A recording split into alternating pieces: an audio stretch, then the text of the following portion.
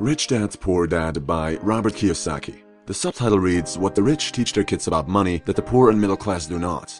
If you're like me, then your parents might come from a rather poor to average background, and the financial plan, if they even have one, is based on the common save now, live once you retire, lay in the rich mindset. So it comes as no surprise they couldn't teach you a whole lot about making a substantial amount of money, because they didn't know, and they didn't know because their parents didn't teach them. Robert makes a great point about their education system not teaching us financial literacy and how to manage our wealth. We're taught, not to say conditioned, by our parents. And so if your parents had a rather strong opinion about money being the root of all evil and clipping coupons all day in order to save a few dollars being a good time investment, you are more likely to associate money and the ones making it with a negative sentiment and limit yourself to a mediocre financial situation or even lifelong poverty. This is part of the reason why you can have doctors or lawyers who got all the right degrees and certificates and still live life always depending on their next paycheck. Robert Kiyosaki offers us 6 profound lessons that he has concluded out of 30 years of learning from both his friend's rich dad and his biological poor dad by contrasting their views and mindsets. Lesson number 1. The rich don't work for money. This is the concept of fear and desire. These two core emotions can prevent us from reaching financial independence. The fear of a missing paycheck, which could result in our inability to afford our monthly expenses. The fear of losing money keeps many of us entrenched in the devil's cycle that is the office cubicle. You work a lot of hours for a certain paycheck in order to maybe reach a promotion, so that you could work even longer hours to receive more money, but what happens for most is, as our salary grows, our living standards tend to adjust, thus growing our expenses. Now, going back to your former job would feel like a huge loss, even though you'd have more time to spend with your family. But they rarely ever see you, and they've gotten used to their new pair of sneakers, smartphones, and whatever else you can now afford to spoil them with. It's a total mess, and it can keep going forever, until you're on your deathbed and your biggest regret is that you've been working way too much. Your biggest regret would be that you worked for money, instead of having money work for you. This devil's cycle is what's preventing them from evaluating investments and other sources of income. And how could they even find the energy to do so if their job drains them of all their energy? That is the fear part. The desire part is just as bad. As I mentioned, our expenses give us no other choice but to keep at it. We want to continue our fake Facebook and Instagram lifestyle that makes people miserable for not having the pretentious awesome life that we do. We have to stay popular and upload photos of us eating at expensive restaurants, documenting our beach vacations, and wearing that Louis Vuitton bag. We feel the need to compete with each other in order to have a false sense of importance. Because believe it or not, we are not our bank account. We are not our job. Lesson 1 lets us understand the importance of seeing through this nonsense induced by fear and desire. It's hindering your success. Instead of living paycheck to paycheck like a slow laner, you want to create income sources for yourself that don't require your presence. Meaning income sources that grow and are profitable without you once you've set it up. Check out my summary on the Millionaire Fastlane by MJ DeMarco, where I clarify this. Lesson number 2. Learning financial literacy. Financial literacy equals financial independence. You study how to manage your finances most effectively considering the differences in cash flow for various income levels. The rich live well off of their investments' returns. Their stocks and bonds cover any expenses they might have, whereas the poor use up most of their paycheck to keep themselves from drowning. In order to become wealthy, one must work on creating profitable assets instead of working towards a higher salary. You realize you can't depend on your paycheck alone and use any time window you have to work on creating assets.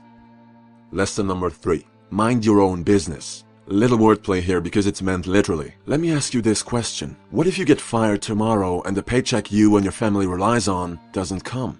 Now some of you are going to say, "Oh, I'm good. I know plenty of people who want me to work for them." And that's great. But not all of us are that connected, and so having those assets in place that you've built minding your own business, working after hours to create more wealth for yourself, could not only dampen but even prevent the fall of you losing your job. Of course, you might be the best employee in the world, but if the 48 laws of power have taught us anything, you cannot hope for mutual loyalty from any profit above all businessmen, which are quite numerous at the top.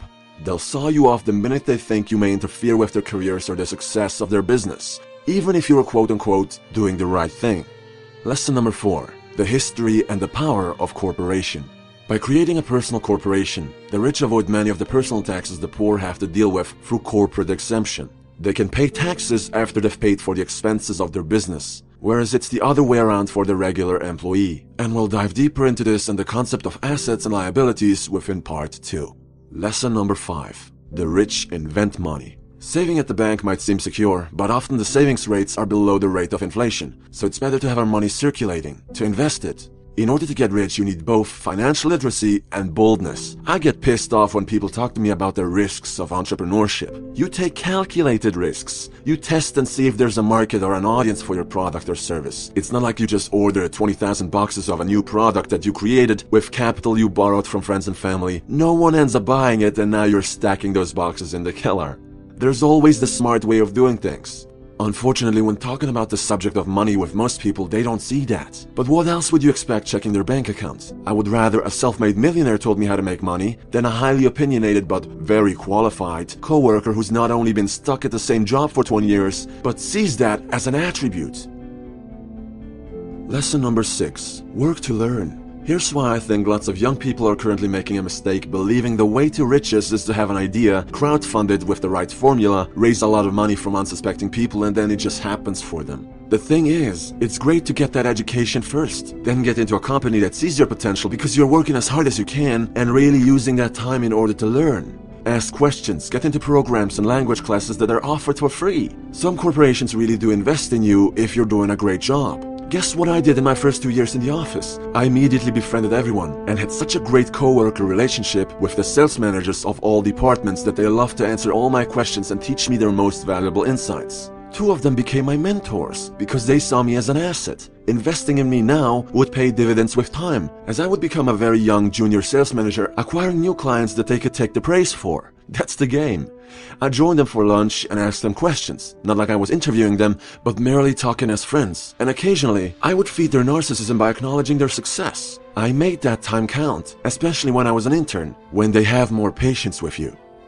You're in this long term. You might hate your job right now and work on getting out of there. If so, I congratulate you for doing something about it. But on top of that, use that time to learn as much as you can.